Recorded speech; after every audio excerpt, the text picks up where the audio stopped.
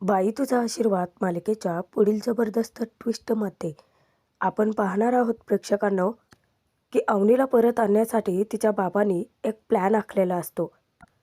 स्वतः स्वाती अवनीची भेट घ्यायला येते आणि तिथे तिच्यासमोर एक वेगळं चित्र उभं राहतं.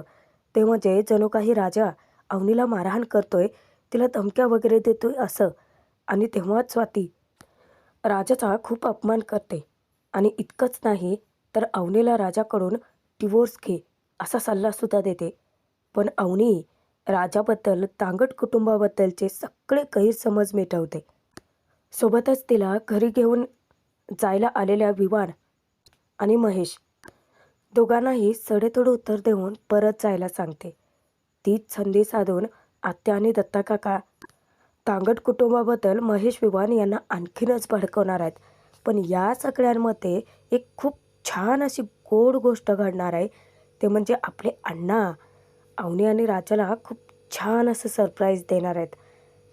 आता ते सरप्राईज नक्की काय आहे ते तर तुम्हाला व्हिडिओमध्येच कळेल. त्यासाठी व्हिडिओ शेवटपर्यंत नक्की बघा. आणि मागचे काही दिवस पुढचे ट्विस्ट तुम्हाला देता आले नाहीत प्रेक्षकांनो, त्यासाठी सॉरी. कारण आजारी असल्यामुळे माझी तब्येत ठीक नव्हती. पण आता तुम्हाला पुढचे ट्विस्ट रेग्युलरली मिळत जातील. पाण्याच्या गॅरेजमध्येच पाण्यादाण्या यांच्याकडून राजाच्या खोट्यांची पोलखोल होते आणि ते सगळं अवनीच्या जिव्हारी लागतं. म्हणजे राजा इतकं खोटं कसं काय वागवू शकतो? म्हणजे राजा किती थापाड आहे आणि फेकाफेकी करतो हे धन्या आणि पाण्याकडूनच अवनीला कळतं. पण या सगळ्या घडलेल्या घटनेमुळे अवनीला इतका राग आलेला असतो राजाचा. तिला वाटत असतं की राजाने फेकाफेकी केली, पण निदान अवनी दांगटांच्या घरी राहते त्यावेळी तरी त्याने सत्य सांगायला हवं होतं. मग त्याने हा खोटारडेपणा का लपवला असेल असा विचार करून ती राजावरती चिडते. त्यानंतर काही वेळाने जेव्हा अवनी घरी एकटीच असते राजा येतो.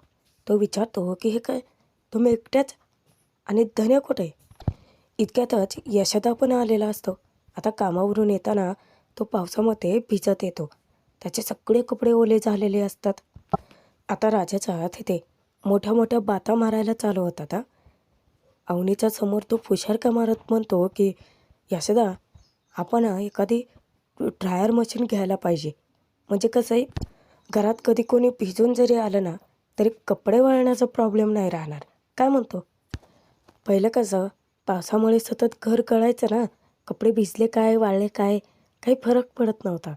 पण आता अवनी मॅडमने त्याच्यावरती कागद टाकून घेतला आहे ना, मग आता आपण मशीन पण बघायला पाहिजे की नाही.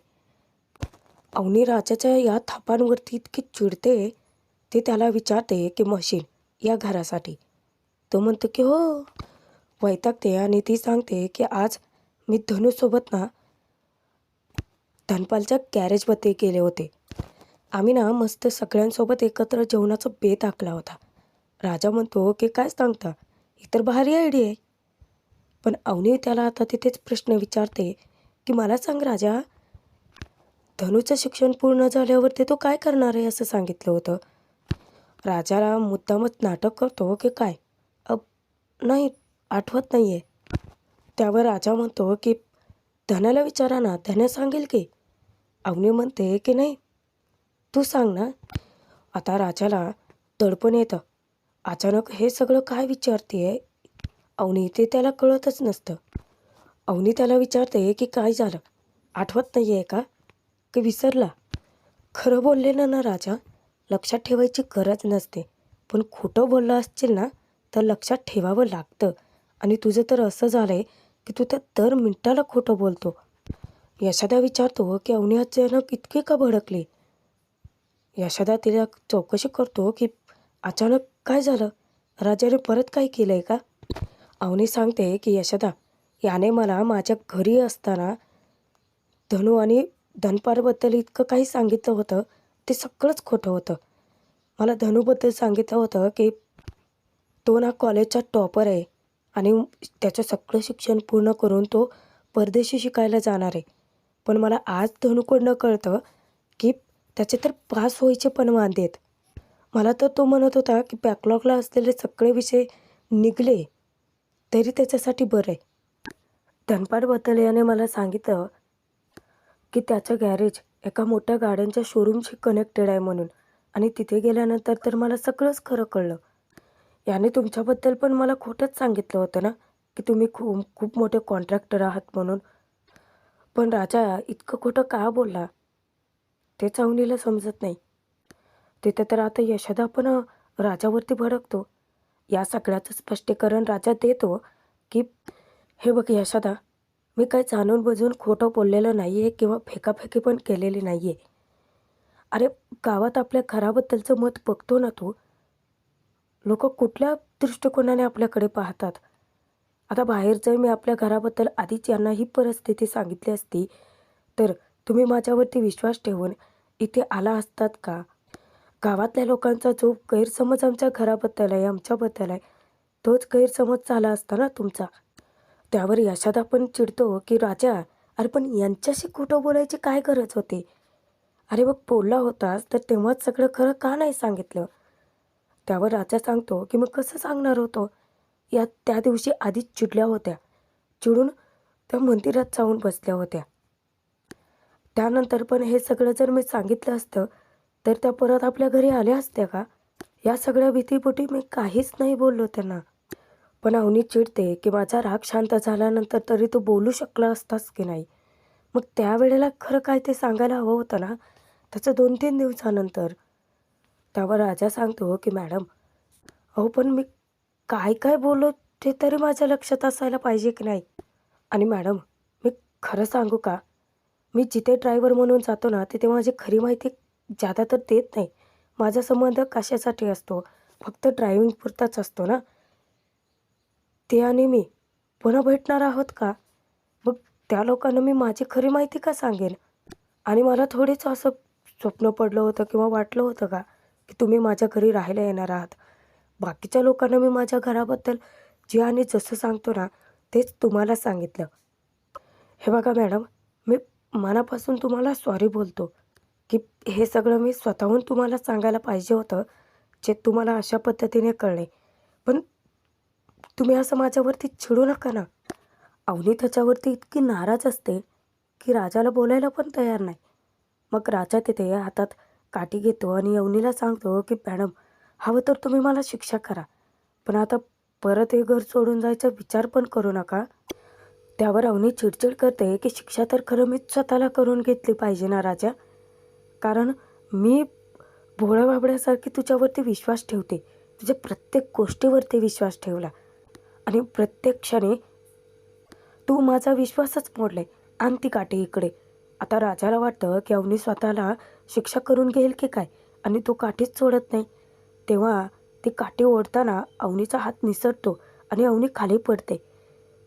तिथे राजा मुद्दामच अवनीला हसवण्यासाठी म्हणायला लागतो, की मॅडम, आता इथे यशोदाच्या जागी जर अण्णा असते ना, तर ते मला काय म्हणाले असते माहिती आहे? की राजा, माझ्या सूनबाईला तू रडवलं? माझ्या सूनबाईला त्रास दिला तू? तुला ना पोकळ बांबूचे फटकेच दिले पाहिजे. तुला ना मिरचीची धुरीच दिली पाहिजे. अण्णाने असतं फोडलं असतं मला. पण ते वाक्य बोलत असताना अचानकच तिथे स्वाती येते आणि ते दृश्य इतक्या विचित्र पद्धतीने तिच्यासमोर उभं राहतं ना, की जणू काही राजा अवनीचा छळ करतोय, तिला मारहाण करतोय आणि तिच्या काळजाचा ठोकाच चुकतो. तिकडून मोठ्याने स्वाती राजाला धमकी देते, की खबरदार अवनीसोबत असं काही केलं तर. आणि अवनी, तू इतका त्रास का सहन करतेस? हा कोण लागून गायलाय इतका? याने तुला धमकी दिली आहे का? हे बघ अवनी, तू अजिबात याला किंवा याच्या कुटुंबातल्या कुणालाही घाबरून राहू नकोस. मी आले ना तुझ्यासाठी. तू माझ्यासोबत चल आता. म्हणजे स्वातीचा इतका मोठा गैरसमज झालेला असतो ना. राजा तिथे सावध होतो. स्वातीला तो बसायलाही सांगतो. पण स्वाती त्याच्यावरती प्रचंड भडकलेली असते. पण अवनी तिचा गैरसमज दूर करत तिला सांगते, की "वहिनी अगं, तू समजतेस तसं काहीही नाही आहे. अगं तो फक्त माझी मस्करी करत होता. म्हणजे मी हसावं म्हणून चेष्टा करत होता." त्यावर स्वाती विचारते, की "ही अशी?" अवनी तू याला चेष्टा म्हणतेस? अगं तो सरळ सरळ धमकवत होता तुला. अवनी अगं का त्रास सहन करतेस? हे बघ तुला यांना घाबरून राहायची गरज नाही आहे. मी आले ना तुझ्यासाठी आता.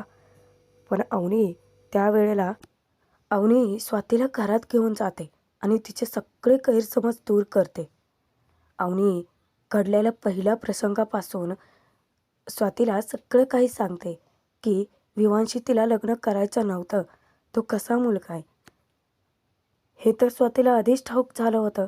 मग बाबा ऐकले नाहीत म्हणून अवनीने काय केलं की स्वतःचं पुढे जाऊन जे आयुष्य उद्ध्वस्त होणार आहे ते वाचवण्यासाठी तिने राजाची मदत घेतली आणि विवांशी लग्न होऊ नये म्हणून ती राजासोबत घर सोडून निघून गेली. तरीसुद्धा त्यांचा पाठलाग करत बाबा महेश विवान त्यांच्यापर्यंत कसे पोहोचले. त्यानंतर राजाने अवनीचा त्याचा जीव वाचवण्यासाठी गाडी डायरेक्ट पोलीस स्टेशनला घेतली. तिथे व्हायचा तो खूप तमाशा झाला. बाबांना अवनीने तिची बाजू पटवून देण्याचा प्रयत्न केला तरी पण ते ऐकले नाहीत. मग पोलिसांनी असा सल्ला दिला की जर विवांशी लग्न करायचं नसेल तर मग अवनीला राजाशी लग्न करावं लागेल. अवनी सांगते की वहिनी हा निर्णय मी खूप विचारपूर्वक घेतला होता.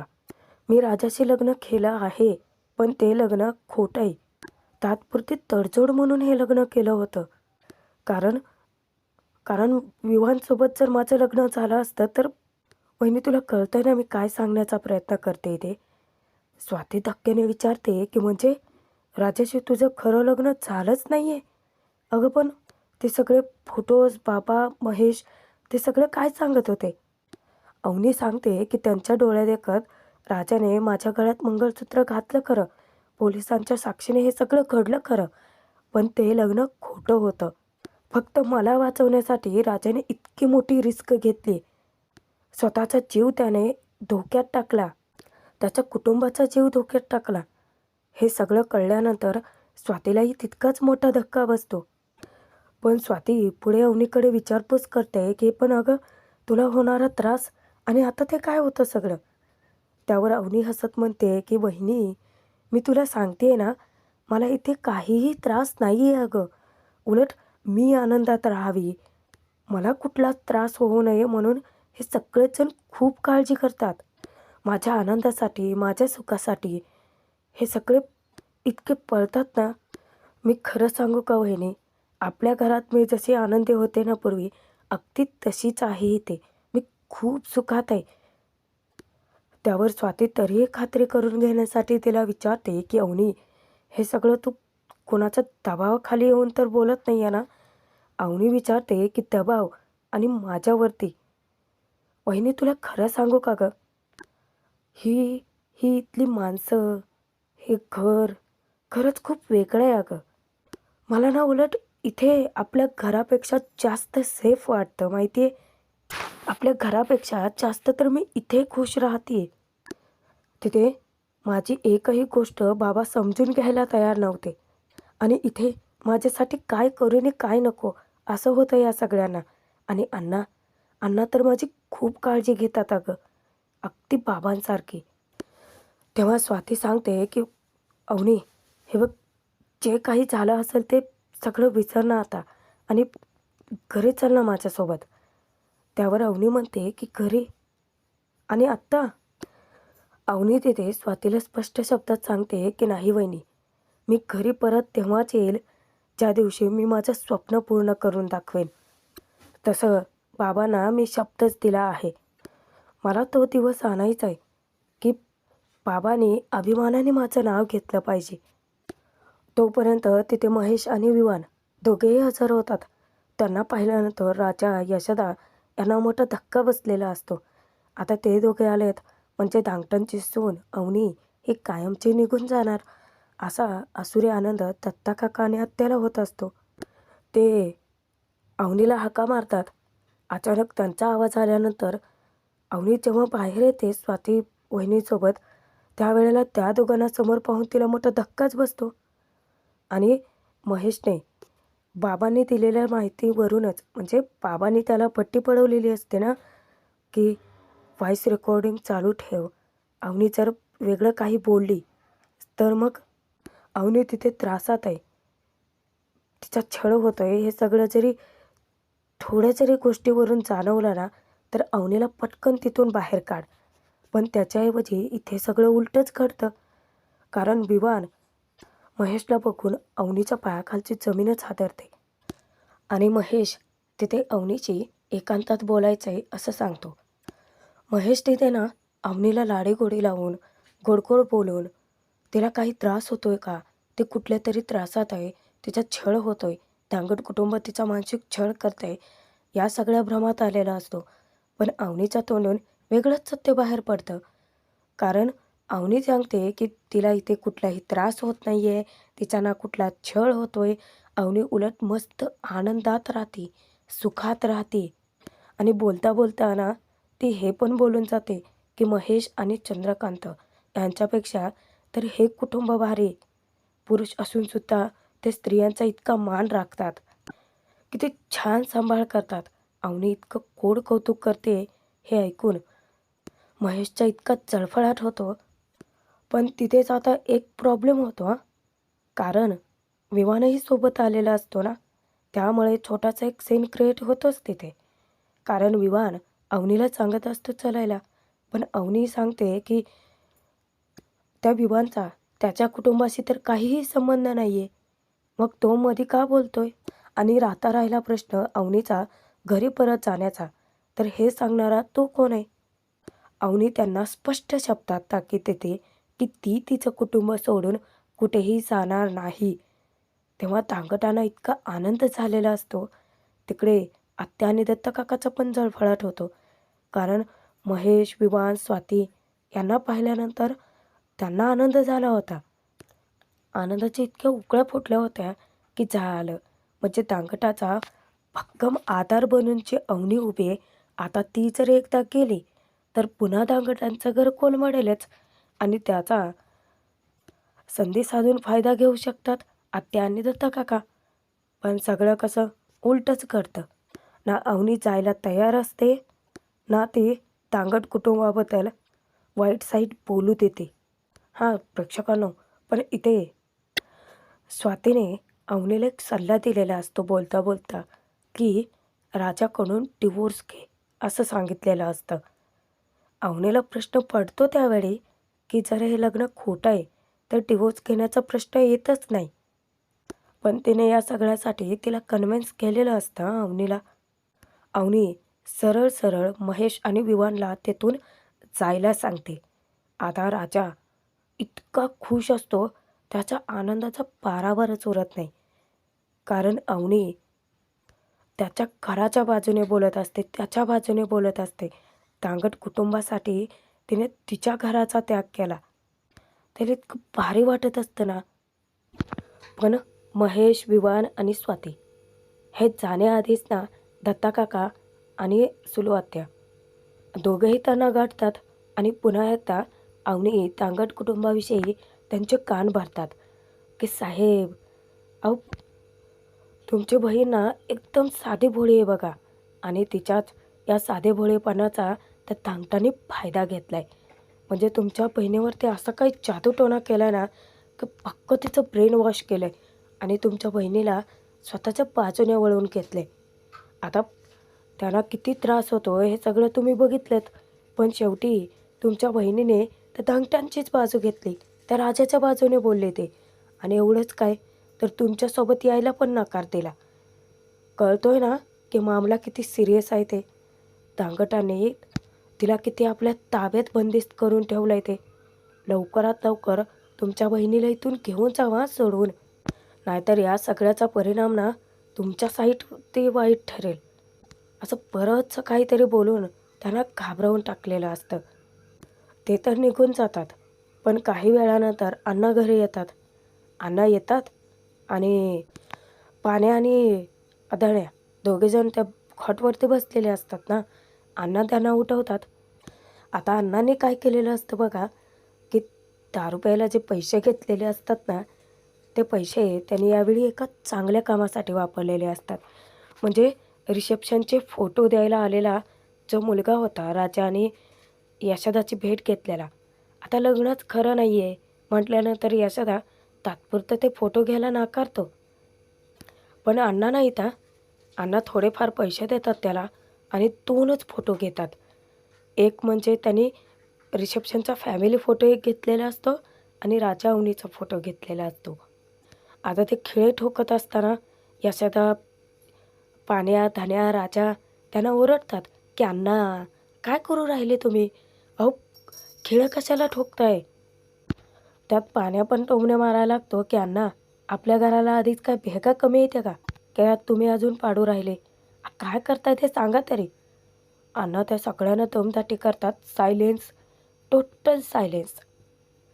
फक्त बघा. आणि त्यानंतर कागदामध्ये लपवून त्यांनी ना खूप छान अशा 2 फ्रेम आणलेले असतात. अण्णा वरी चढतात आणि एक फॅमिली फ्रेम आणि राजा अवनीची फ्रेम.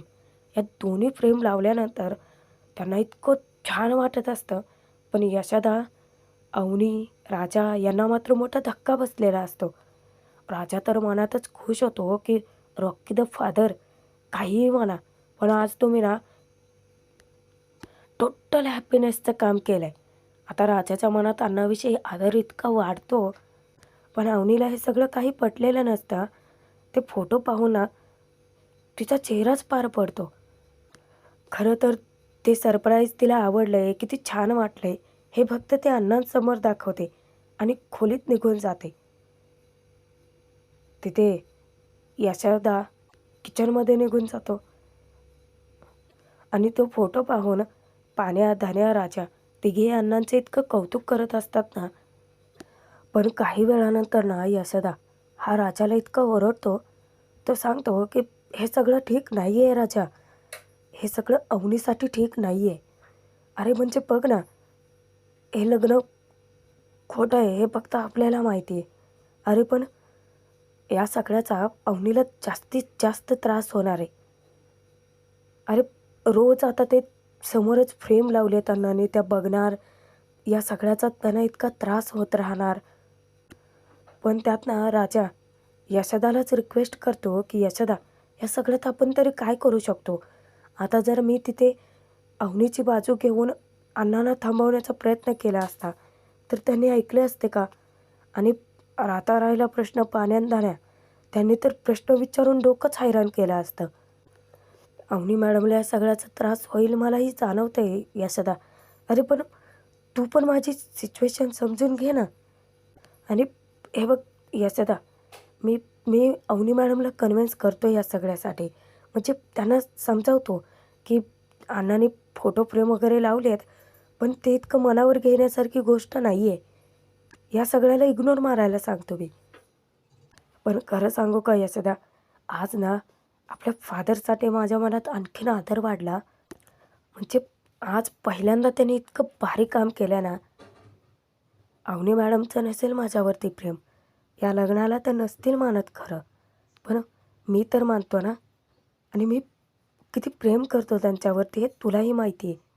हे बघ यशोदा, मी फक्त आता इतकंच सांगतो तुला, की या सगळ्याकडे तू पण इग्नोर मार आणि अवनी मॅडमला काय सांगायचं आहे ते मी बघतो. तर प्रेक्षकांनो, हा जो काही ट्विस्ट आहे ना, हा आपल्या चॅनलवरती मी आधीसुद्धा टाकला होता. आणि राहिला प्रश्न त्या धन्याचं कॉलेजचं प्रेम प्रकरण दाखवायचं. तर तो सीन कदाचित ते आपल्या टी व्हीवरती ना खूप उशिराही दाखवू शकतात, खूप वेगळ्या पद्धतीने. जर तो सीन आला तर तुमच्यासाठी मी व्हिडिओ नक्की बनवेन. आणि या मालिकेचे ट्विस्ट पाहत राहण्यासाठी सबस्क्राईब नक्की करून ठेवा.